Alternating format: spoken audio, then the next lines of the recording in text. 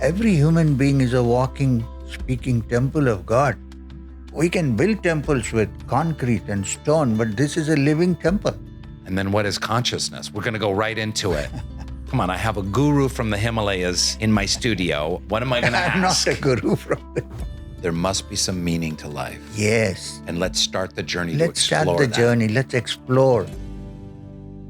Maybe there's a podcast out there that can help people start that journey. Yeah, you should be doing something. I should. I'm saying really you should. I am. That's what this is, you silly Willy. Goodness gracious. Hey there, it's me, Rainn Wilson, and I want to dig into the human experience. I want to have conversations about a spiritual revolution. Let's get deep with our favorite thinkers, friends, and entertainers about life, meaning, and idiocy. Welcome to the Soul Boom Podcast.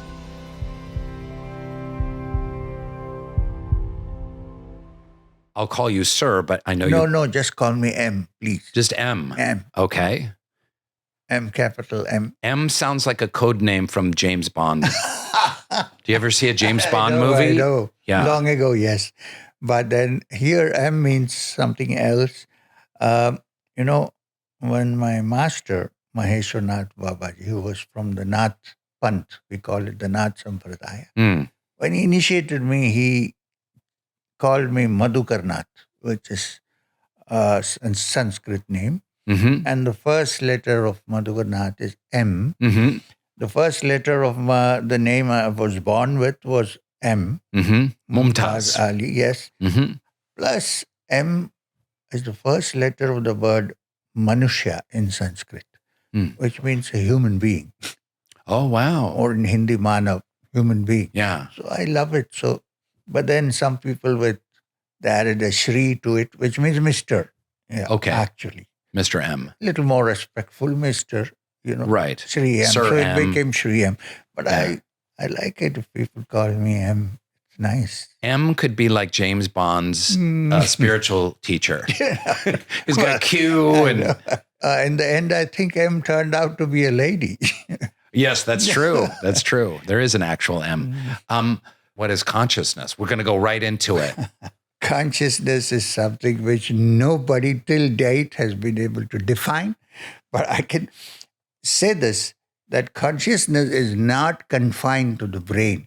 From my understanding and from what I have learned, consciousness is an all-pervading reality which works through different centers, like the human mind and maybe advanced beings through their mind. So I would think, let me put it this way. The brain is an excellent computer, beautiful computer. Yeah. I think it's one of the most advanced ones. I don't know what happens when artificial intelligence comes, but right now. The brain is a beautiful computer is a Beautiful great computer. sentence, by the way. Right. Now. Now. And the operator is the consciousness. Ah, You see, Yeah. we can have the most advanced computer, but somebody has to operate it. right. This operator is the consciousness. And now consciousness, therefore, is not confined to the brain, although it works very well when the brain is very good. Let me put it this way. Now you have a tree, right? A Okay. tree has no brain anywhere. Okay. Every cell is kind of intelligent by itself. Does photosynthesis. There is no brain which says do photosynthesis. It's built in. Right. Right. Where there is no water, the roots go far. Right. Search for where is the brain in the tree? Nowhere. Where there is sunshine, the branches grow out to get the sun. So there is intelligence, there is consciousness in the tree, but it is not confined to a brain system. You know what I mean? Yes. Yes. So in the same way, it is there not only in the tree, in the whole of nature there is consciousness. The birds, everywhere. But we have one advantage, is that we can recognize it and be aware, which probably the tree does not. We, human beings, have the one unique capacity of being aware of it. Being aware that they have consciousness. That there is consciousness. That there we is are. consciousness. Yeah.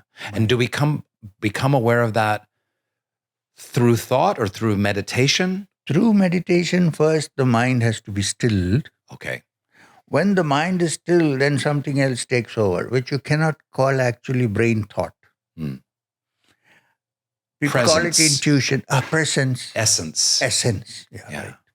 So, but it's necessary through meditation to bring the mind to that state where it can at least recognize that there is something beyond it. And that can happen only when the mind can be brought to tranquil, peaceful, quiet wavelengths. So therefore, all the practices of yoga of all kinds are meant to bring this about. Not to catch, you cannot catch consciousness. Consciousness, according to the Upanishads and according to what we know, is that which can neither be heard, nor smelt, nor tasted, nor seen. So none of these things are going to be of any help. But without that, none of these things can work. Like, I used to know a very simple soul in Kerala when I was growing up. He used to say that the proof of consciousness need not be demonstrated in any way other than how the eye sees the world. He said, I can see you because I have eyes, but I can't see my own eyes. I can see a reflection in a mirror, but I cannot turn around and see my eyes. So how do I know the eyes exist? Because I can see the world. Somewhat you can, this is a metaphor which could connect to brain and consciousness. Consciousness sees everything, but it cannot see itself. So to say that I have to find it's there. You just know that it's there. Yeah. But you spoke about spiritual lessons being learned through experience, experiential, and not just out of book study. And so a kind of an awareness of consciousness, of essence, is something to be felt and experienced through a process. Yes. Yeah. I fully believe in that. There is a process. But the process is finally meant to free you from all conditioning and processes. And ultimately, let me put it this way. The mind is now, let's say, in a state of flux, like clay.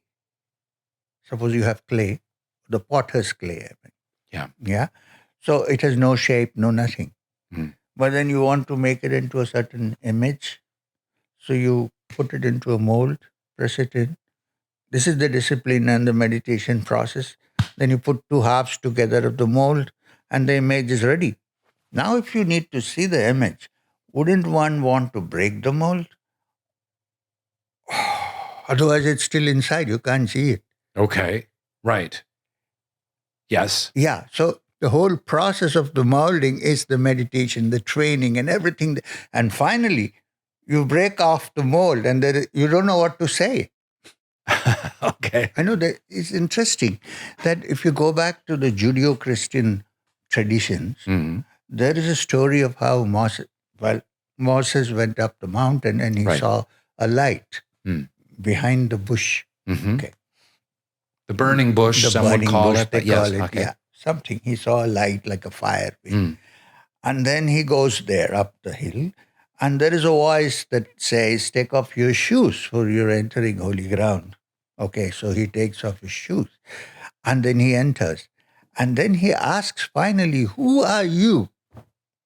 And it's very interesting that the statement that you get from this, from the Bible, from the Old Testament, is Ahiye Ashar Ahiye, which in Hebrew means, I am that I am. There's no definition out there. I am that I am. I am that I am. Ahiye, Ashar, Ahiye. This is what it says. So, this is what it is. There is no way to define this stuff. All definitions fall short. Please. The Upanishad says, which is perhaps the earliest text that we have. Yes, the Upanishads. Yes. Yad vacha na abhyutitam, that which words cannot describe. This is what Supreme Truth is all about. But then to understand that, you have to read it in words, right? The Upanishad says so. It's words. Yeah. Yeah, but it says, but it is beyond words. That is, you're reading words that says it is beyond words. But we're going right into the meaty stuff, but is consciousness different than the soul? Or is it the same? Are they two sides of the same coin? I would say this is a better description. Two sides of the same coin. You cannot think of the soul without consciousness, but consciousness can think without the soul. Because there can be consciousness without even an entity called the soul. Because it is look, the Upanishad, which I always go back to, Isha Vashyamidam Sarvam, that supreme reality pervades everything here. Now, if it pervades everything here, it pervades the body, the soul, the mind, everything. Now, the soul is the subtlest part of this element which can touch the what part of the element? Subtlest. The subtle. The subtlest. Yes. Subtlest element in this whole universe that can perhaps connect to the consciousness. When you say soul, then there is an idea, there is an ego out there. I mean, not ego in the bad sense of the term. Ego simply means I. There is an I there. Okay. Now this I is a very, we call it sattvic, or very pure, very clean, very tranquil I, the essence. Now this essence is alive, or its existence depends on the all-pervading consciousness. Let's put it this way. In another context, one can say the consciousness is the father and the soul is the son. I mean, not biologically. I would have thought it the other way around, that the soul is the father and the consciousness is the son. No, the from my understanding, the consciousness is all-pervading, which can produce many souls. And then the souls finally merge back into that consciousness, which is beyond. So our consciousness is connected to a universal consciousness. Absolutely. And is that the same as God? Is that God consciousness? And now, this is the meaning of life. We're going right to the center of meaning of life. I mean, come on, I have a guru from the Himalayas in my studio. What am I going to ask? I'm not a guru from the Well, I'm not going to ask you how to make a grilled cheese sandwich. Which I don't know anyway. So, is God a universal consciousness, like the amalgam of all the consciousness? Absolutely. You're right. But the problem is, the moment you use the word God, it acquires so many meanings, which has come down to us. This is where the problem. It's not, you're right, God is the eternal supreme consciousness, universal. But when you say God, people have defined God in so many ways. This is where we get into trouble. Yeah, somebody, this is my God. This is your God. I'm saying there's one. But then perhaps it was interpreted in different ways by different people at different times to suit humanity and the geographical locality of where these truths were taught. Perhaps. But it cannot be different. It has to be the one. Let's take Islam, for instance. Now, in Islam, also it is supposed to be a revelation. Muhammad, the prophet, did not know how to read or write. He was illiterate. And yet, something happened to him and he wrote this text, which you agree with it, you don't agree with it, that's a different story. He brought out this text. Later it was written down. He chanted and others learned. He brought out a text which is still the challenge stands. Nobody has been able to write such perfect Arabic. So what happened? How did it come from? Well, then what happens is, depending upon where it was, and then later when imperialistic ideas come into religion, then it gets diluted. I think in the beginning, the essence was the same. Religions start pure. Very pure. And sometimes can get easily off track as they're corrupted by human impulses. Exactly. Now, I have to say something. I wanted to put it to you in a little different way. Go to all the universal religions, all. of course, as far as the Hindu system of thought is concerned, it's not even a religion, it's a system of thought. Okay. Now, there were many teachers and so on, Mm. many rishis, many teachers. But look at the other religions, let's say, who have one teacher, one book, one. All of them started with the mystic experience of one individual. One individual had a mystical experience, and the whole thing started from there. But then, when it became formalized, and then it got connected with, imperialistic designs and expanding your territory, it becomes more and more suited to that purpose. Right. This is where it becomes diluted. Otherwise, I think the original spiritual experience has to be the same. In my tradition, in the Baha'i faith, it said that the core of of religion is the mystic experience that unites man with God. Yeah, but then what happens afterwards? You've heard of Jiddu Krishnamurti, right? I'm sure. Yes. Yeah. Okay. Now, I spent some time with him also. You know Krishnamurti? Of course, later part of my life, so, of his life. Sorry. He said something very interesting once, which suits this discussion that we are having. He said the devil and his friend went for a walk. Okay? Then the devil suddenly bent down and picked up something from the grass, from the lawn, and put it in his pocket. So his friend said, "Hey, what did you pick up just now?" Devil said, "I just picked up the truth." So his friend said, "Then your days are numbered because you are the opposite of truth, your darkness, your untruth. And if you put the truth into your pocket, which means your days are numbered, you're going to go." And the devil tapped him on his shoulder and said, "Don't worry, friend, I'll organize it." This is where the problem comes. What happened then? You spent 3.5 years with your guru. Did he say, "Go teach what I've taught you now, go down to the city, start a school"? What instruction did he give you? Well, he said, "Go back now," 3.5 years afterwards, he said, "Go back now. 1, your mother is very sick. Go and see her. 2, go and eventually get married. We're talking all this here. We are talking of spiritual things and so on.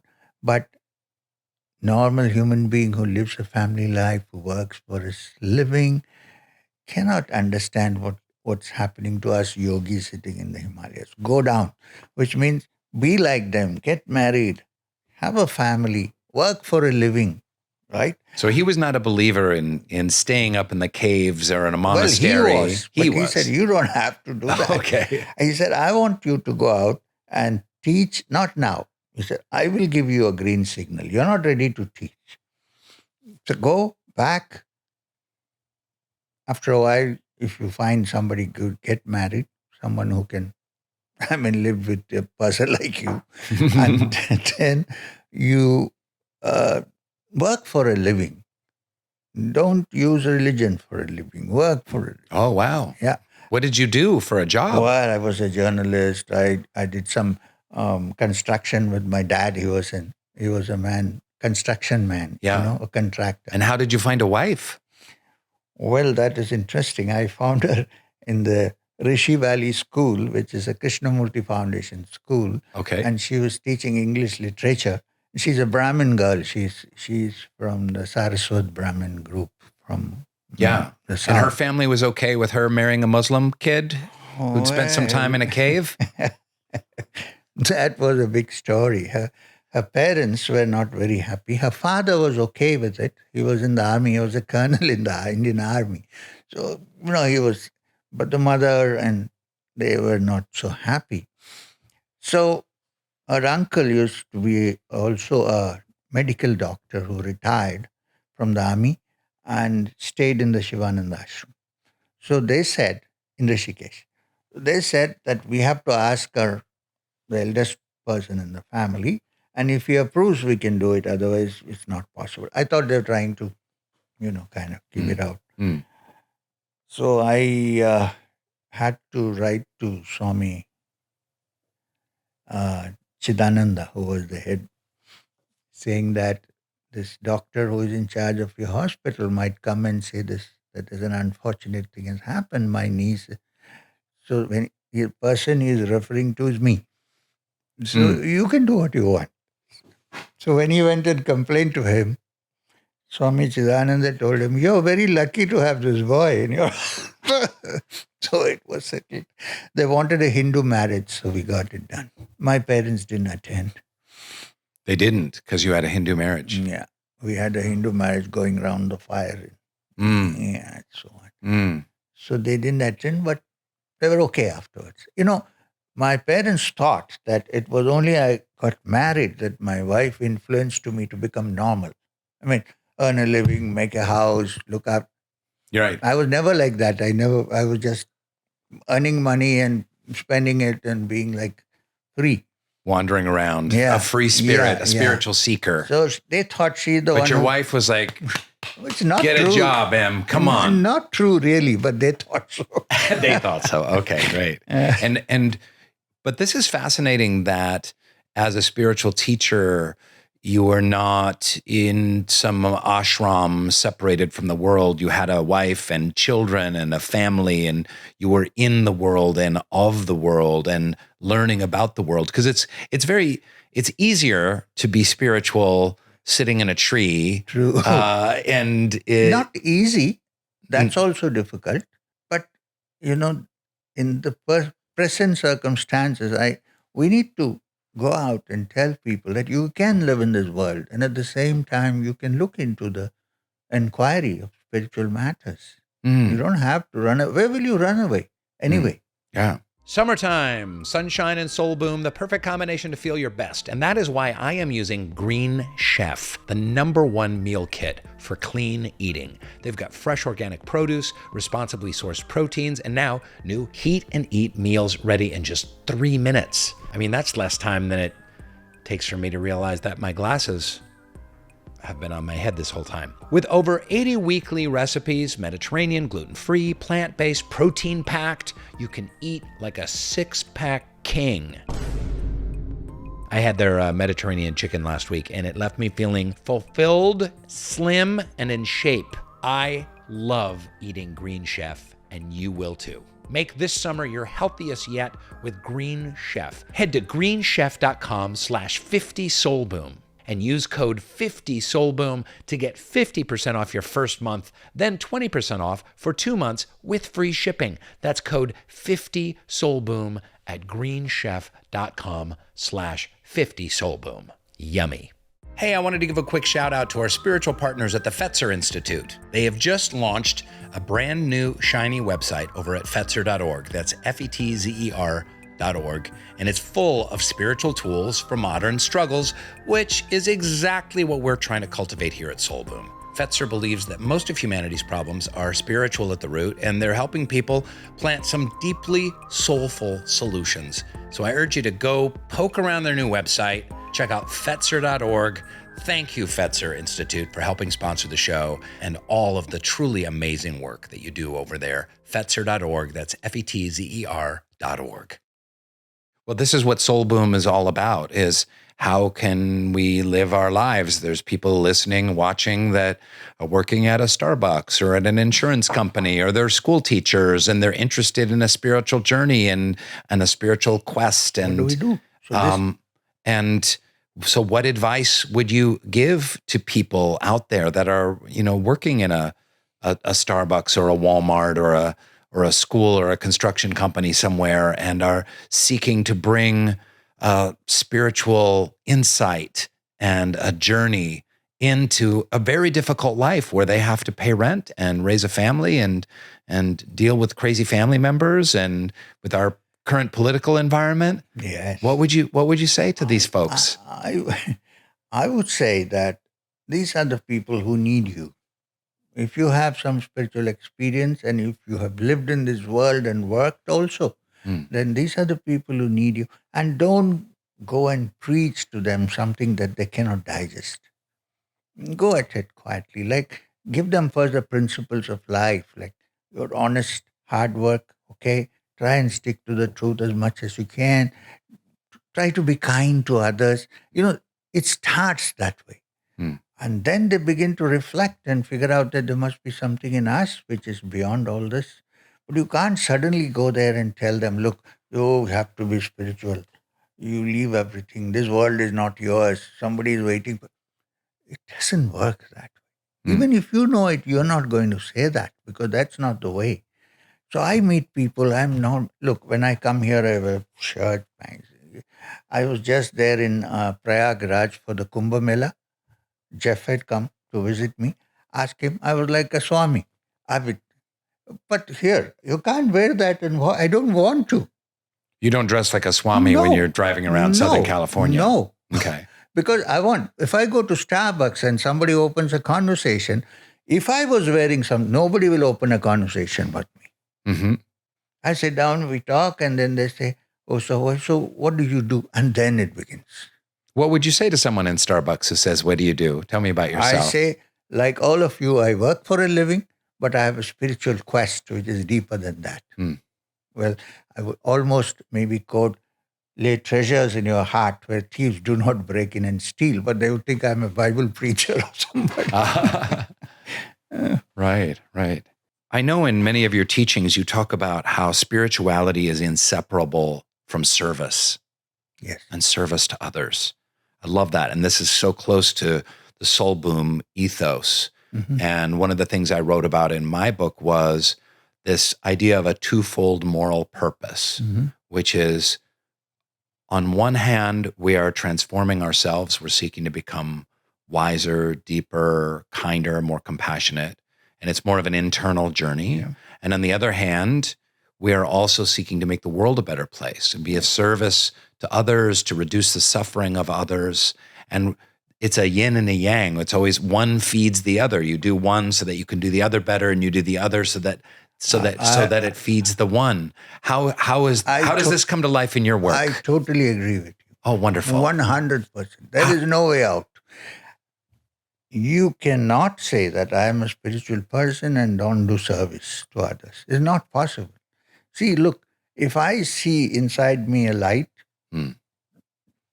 it cannot be that I am peculiar, that only I have the light. The light is in everybody's heart. Okay, it may be covered, it may be hiding, but it's there, a spark is there. So when you serve somebody, you're actually serving God. You're serving the spark in the person's heart. Every human being is a walking, speaking temple of God. We can build temples with concrete and stone, but this is a living temple. If you don't do service here, that service is different in the church or in the temple, ringing the bell. But this is real service.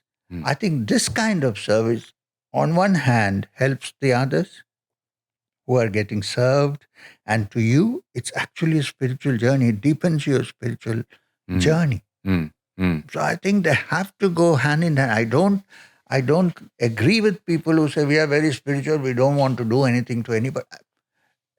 So how spiritual are you if it's not flowing out of your heart that you have sympathy for somebody and that you want to bring the person up? You say when you serve a less fortunate person in any way, material or spiritual, you are not doing him a favor. In fact, he who receives your help does you a favor by accepting what you give, and thereby helps you to evolve and move closer to the divine, blissful being who in reality is within you and in the hearts of all beings. I'm glad you picked that up. Yeah. I don't know how you picked that up because I have so many things, but it's our friend Jeff Kober over here sitting in the corner. Guys, you can't see him. He often puts your quotes in his daily meditations that he sends out. I know. That's how I heard that one, and I stole it for my next book. Very good. Okay. There's no stealing. This is universal property. I will credit you. No, you don't even have to, Tell me more how your work and your teachings of your students helps propel them not just toward, personal transformation and inspiration, but into the hard work of service in the world. True example.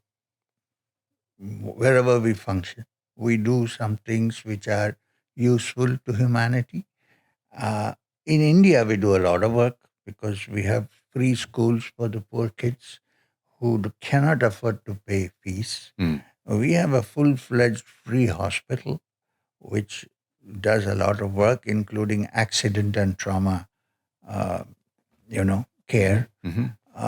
We go out into the villages in mobile vans and doctors go there and check people and try to help them out. We also do a lot of tree planting. I am of the opinion that once the trees disappear from this earth, we are finished. The earth does not exist really if you don't have trees, greenery. Yeah. So we have started something called the My Tree. Now, My tree? Because people plant trees, but they don't care for it. Right. So you have to adopt a tree.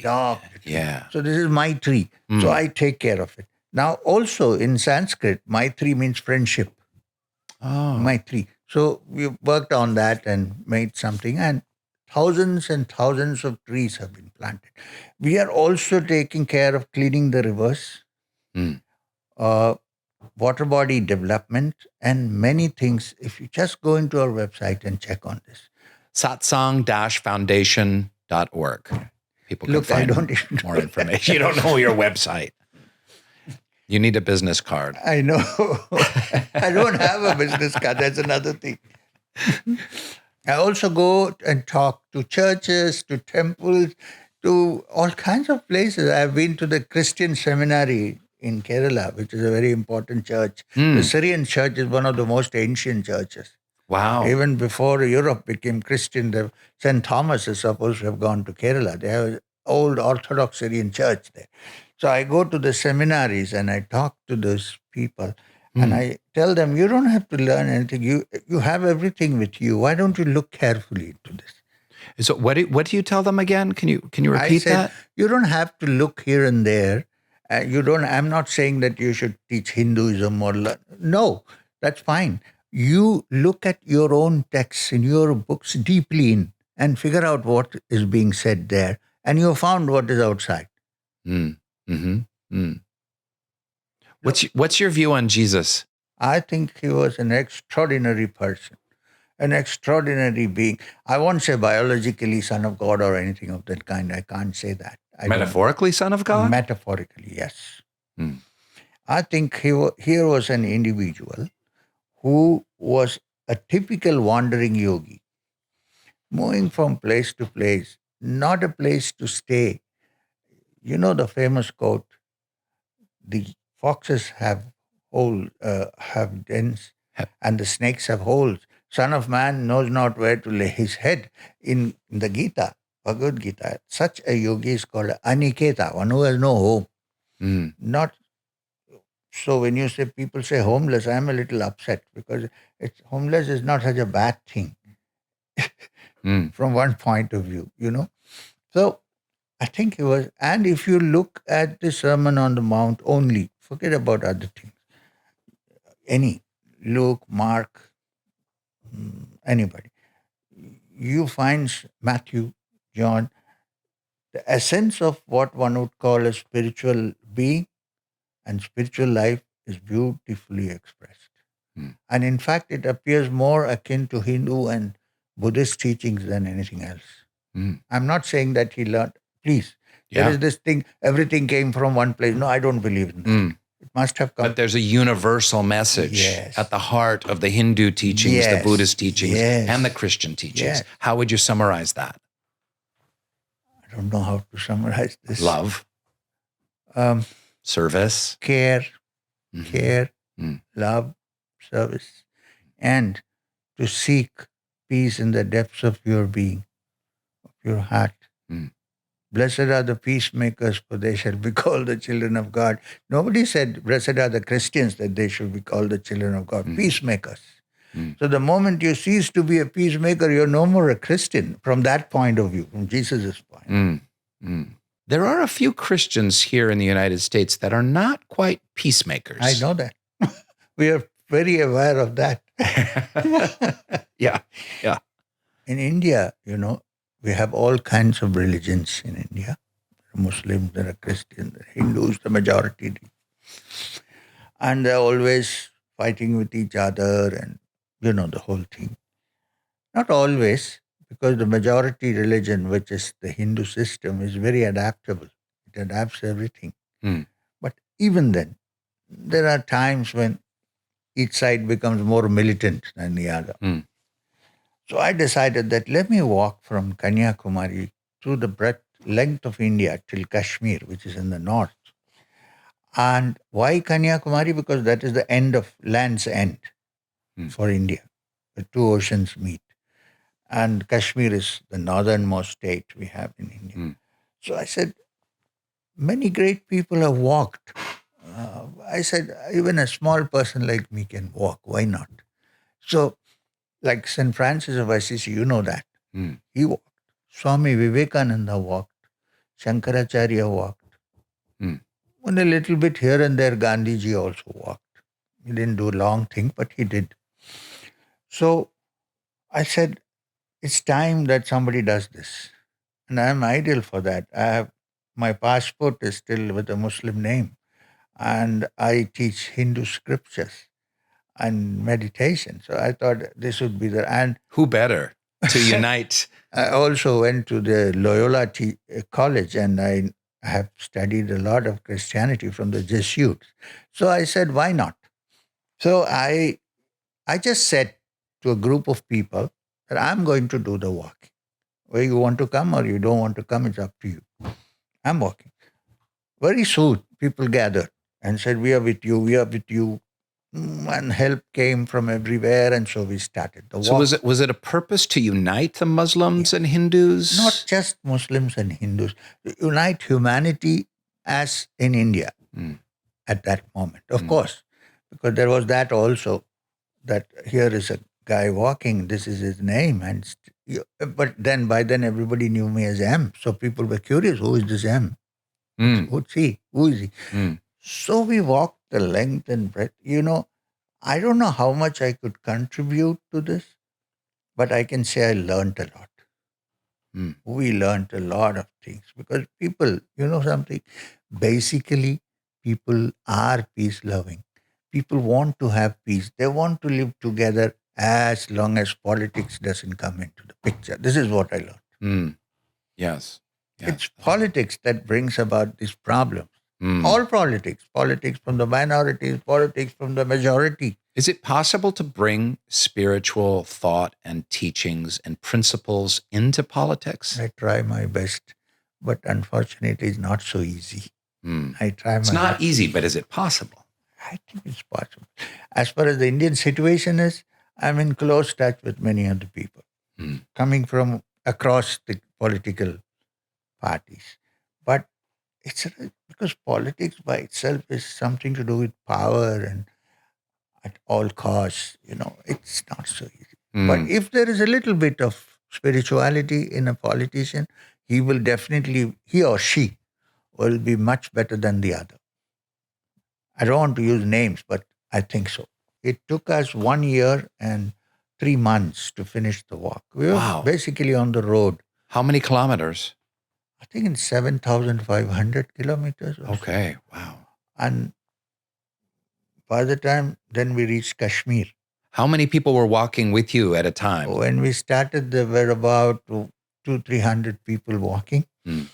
They all fell off, and there were about a group of 50-60 people with me all the time. And then it reduced, it became 35. But as the walk advanced, every place we went, sometimes we were mobbed because there were hundreds and thousands of people. You won't believe it. It looked like a political rally. And what were the people coming to see you or coming to support the walk? Support the walk, see me, saying thank you for what you're doing. Things like that. And garlanding, finally it became so difficult. I think you also were there partly for the walk. People were putting so many, we had to just... Too many garlands. Please don't put these things. It's like they're heavy to carry garlands, 7,000. You can't see. You can't see. And it's heavy to carry 7,000 kilometers. So difficult. So many flowers. But it was really very nice. People really appreciated, they supported. And then we reached Kashmir, we said, God. And that was a time when there was heavy militancy going on in Kashmir. Yes. Well, there still is. Yeah, but less. Okay. But nobody threw stones at us. This is what I'm trying to do. You were embraced. We walked in on a Friday when these things used to happen after the Friday prayers in the mosque. Nothing. So in America right now, one of the things we talk about a great deal on Soul Boom is the mental health crisis of young people. Yeah. Anxiety, especially, depression, addiction, and a loneliness epidemic. Certainly it's people's screens and phones and all the time being siloed into different small groups. What can you say to the young people of America about this mental health epidemic? And are there some spiritual tools that they can turn to find some hope and peace and connection? I think so. But I think for them to really listen, fellow Americans who are aware of this should go and talk to them. They shouldn't feel that they're trying to be taken advantage of. You say, look, we need to have classes, we need to have discussions, we need to open them up for this discussion. People, generally, they refuse. We don't want.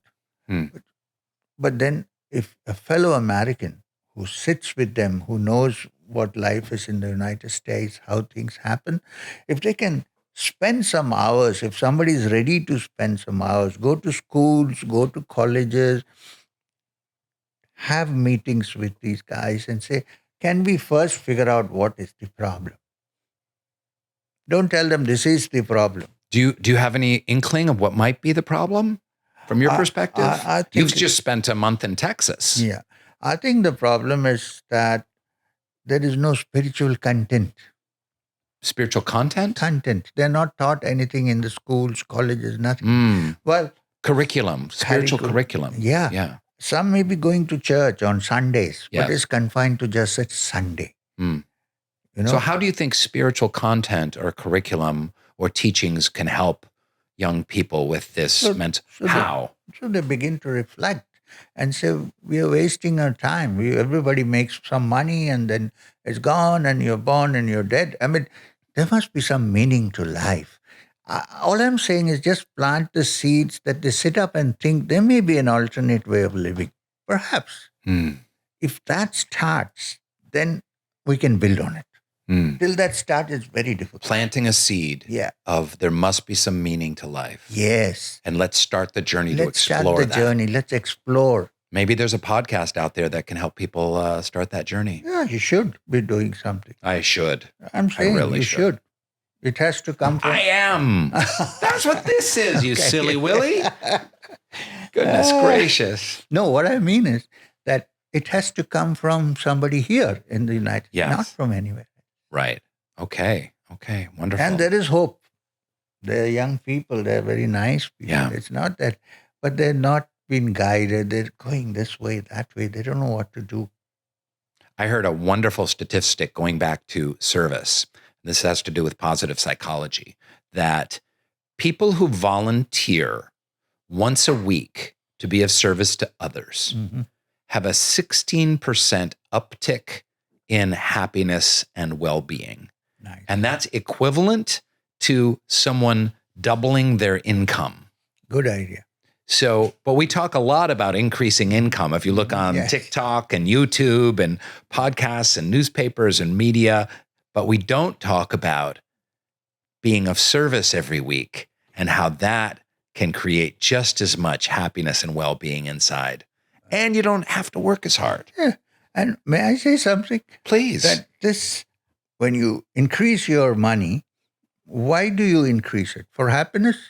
And if that doesn't come, then there's no point. So the important element is the happiness out there. Yes. My grandfather once gave me a book to read because he thought I was an idiot. Why wasting his time? All this spiritual man.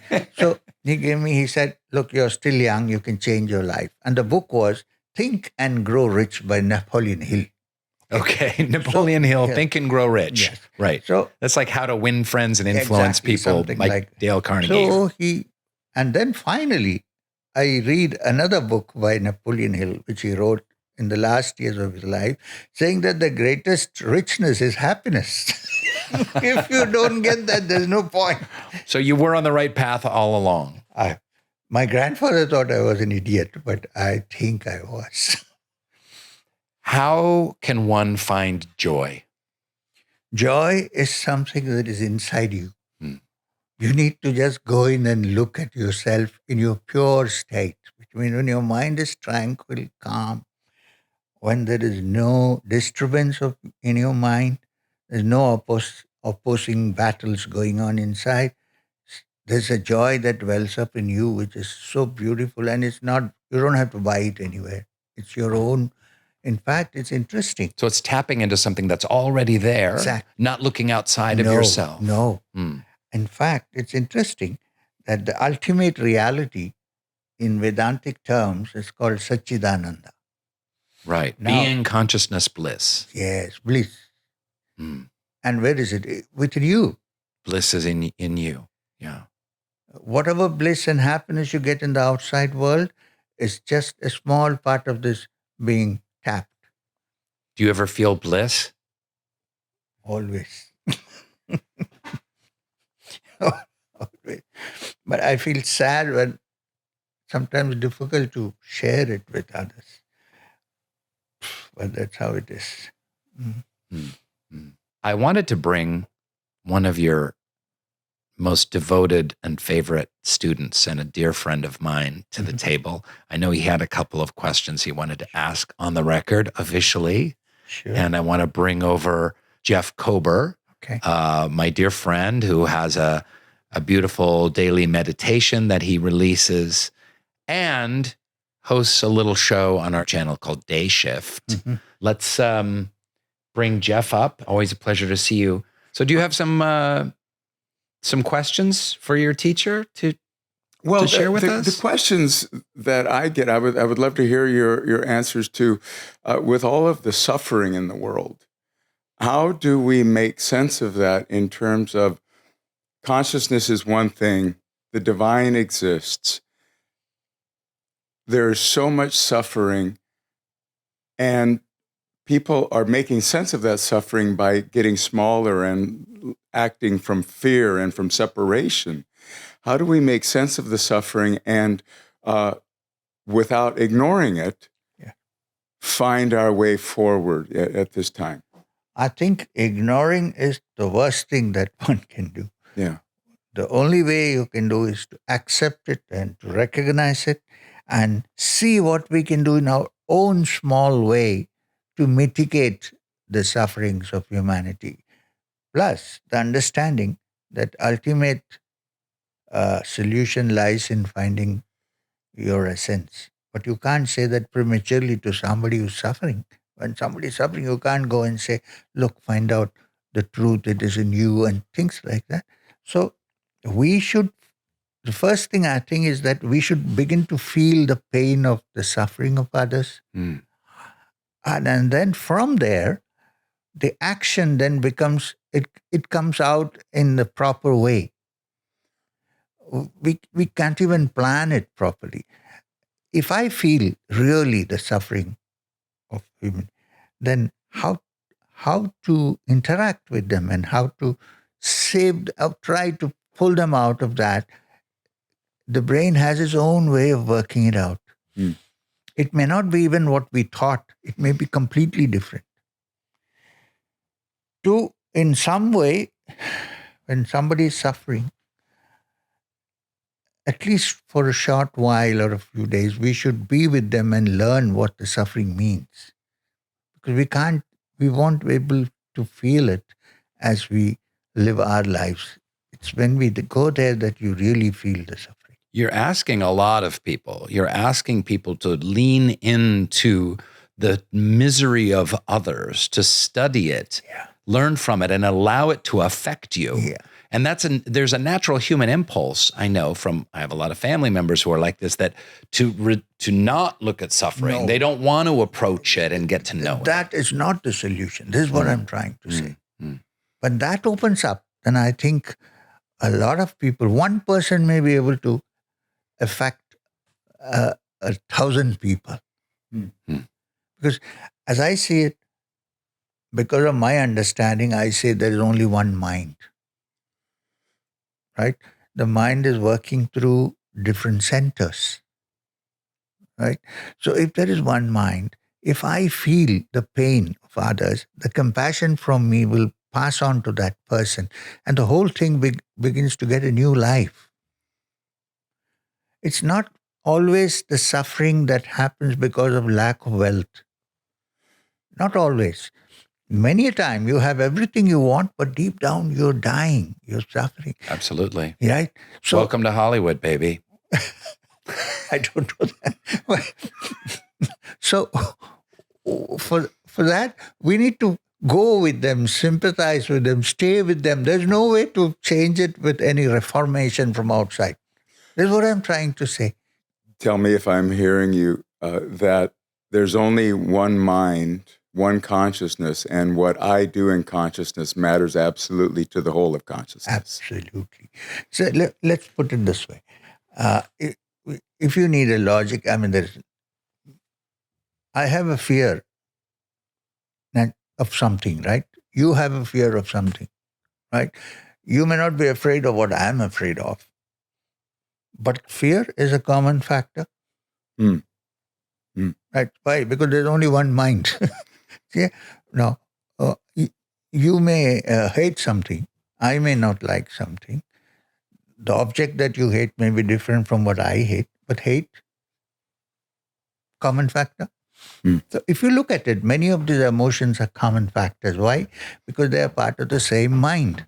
Now, the corollary I'm trying to draw from this is, therefore, if that is so, then a change in one part should affect the other.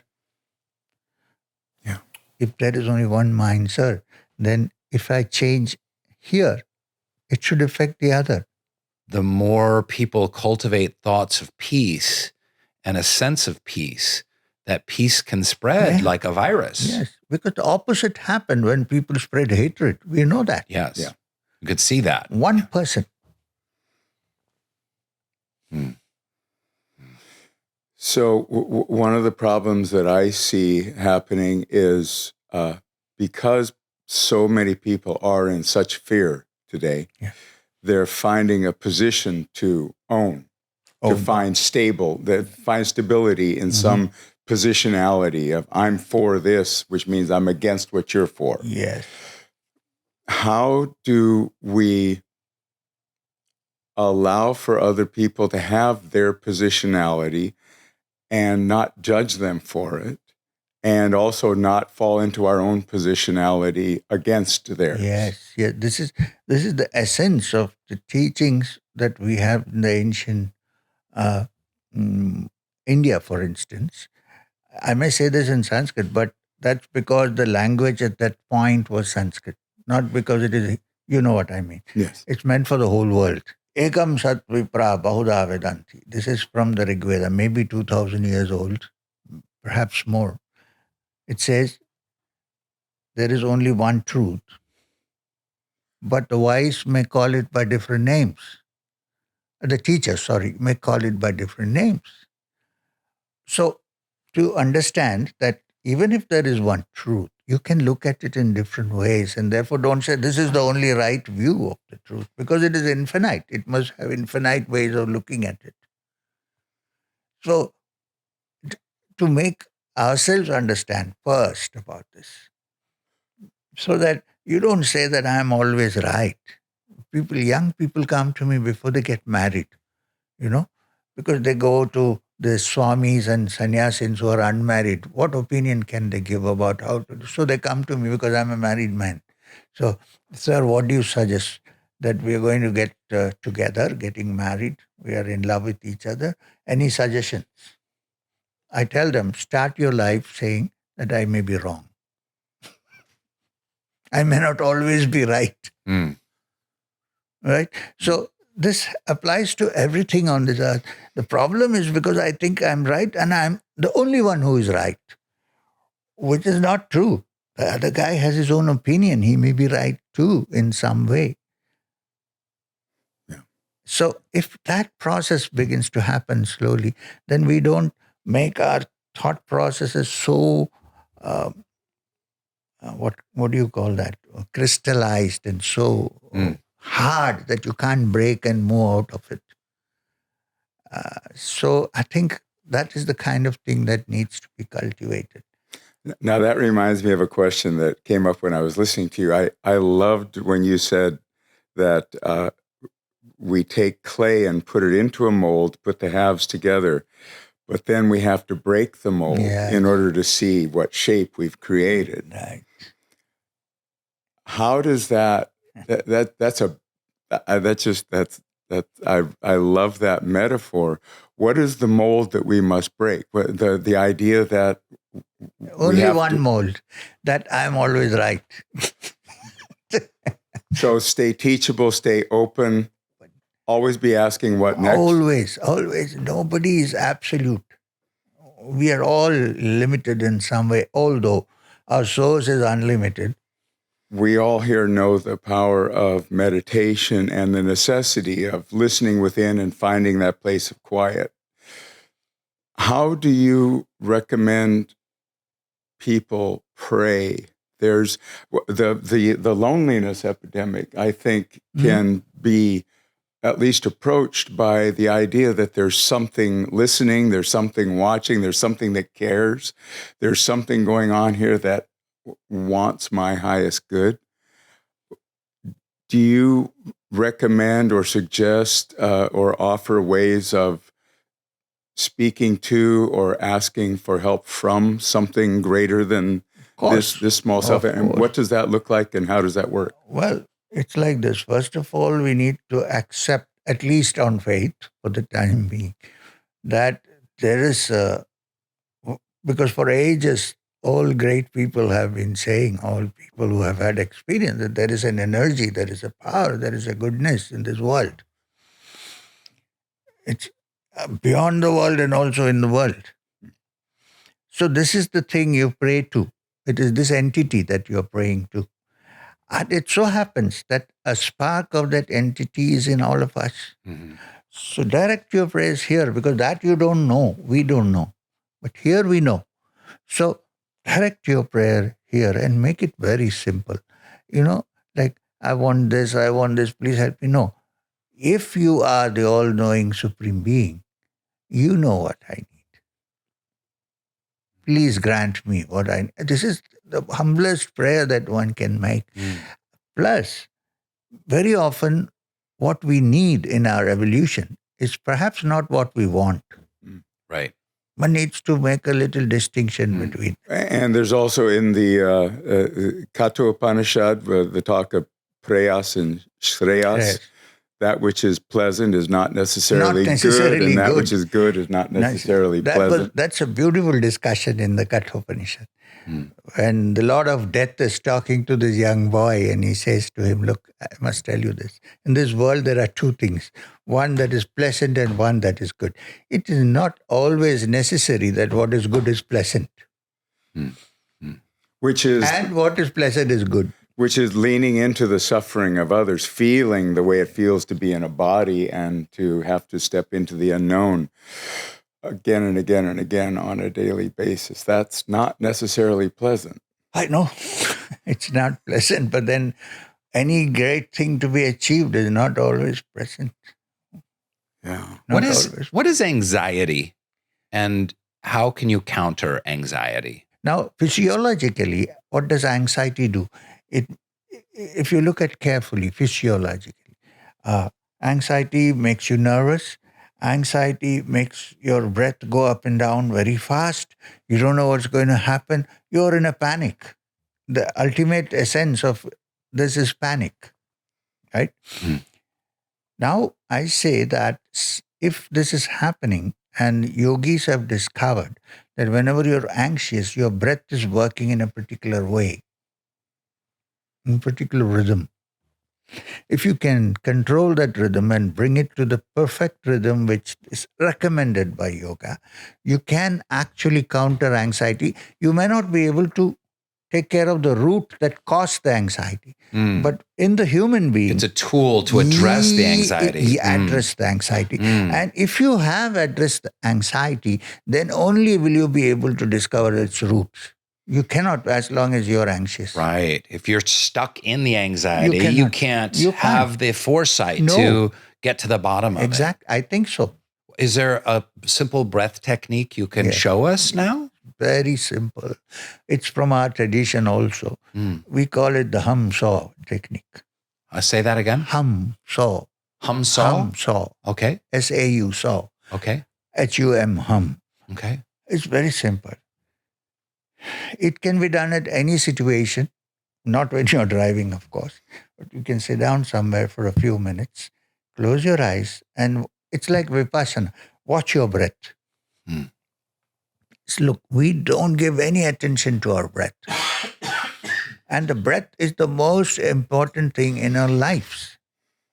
You can do without drink, you can do without food, but 1 minute without breath is impossible. It's the most important, but we don't give any attention to it. We don't even know how to breathe, honestly.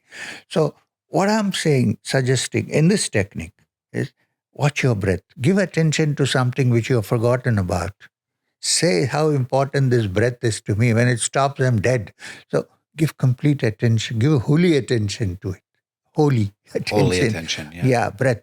This is the breath of life. God makes human beings and then breathes the breath of life. You see the breath. So close your eyes and watch your breath as you inhale. As the breath goes in, follow the breath. And we say that when you watch the inhalation, chant mentally the sound hum as you watch.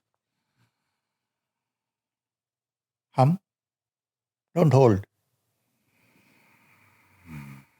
Exhale, saw. But you're saying this in your head. Yes. Hum, saw.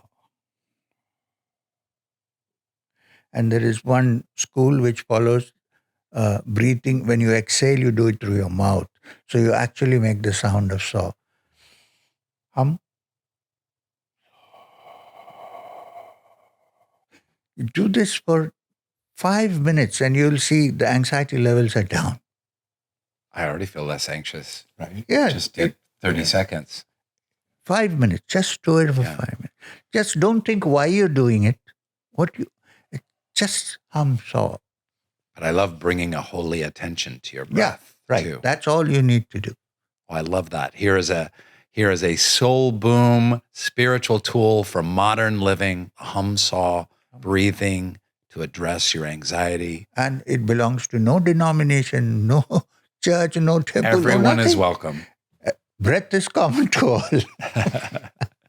There's one question we ask every guest, and we've kind of already touched on this, but the name of the show is Soul Boom.